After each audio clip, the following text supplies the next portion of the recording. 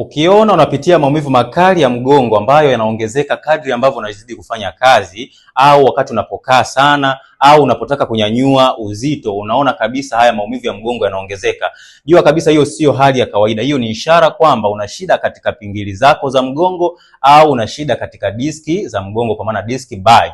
Ikiwa tayari unapitia haya maumivu, usikae kimya, nenda hospitali, nenda kafanye check up, sababu hii hali huwa inaongezeka kwa kasi kadri ambavyo unashindwa kuipatia suluhisho. Hivyo nenda kafanye uchunguzi na uanze kutafuta sasa tiba sahihi ambayo itakwenda kudhibiti hiyo changamoto yako na kwenda kukustopisha kwenda kufanywa upasuaji au kufika katika ile stage ya juu ambayo ni stage ya ulemavu. Naitwa Dr. Max, nimewasaidia watu wengi kupona changamoto za mgongo bila upasuaji. Ikiwa ni wewe mtu ambaye umeteseka kwa muda mrefu, umeenda hospitalini hujapata solution, umetumia dawa nyingi na hazijakuletea matokeo, usikate tamaa, lipo suluhisho la kudumu na ukaweza kutembea kama mwanzo. Hakikisha unachukua namba yangu profile, unanitafuta moja kwa moja nikuonyeshe suluhisho la kudumu, lakini share video kwa watu wengi zaidi, utakuwa umewasaidia sana.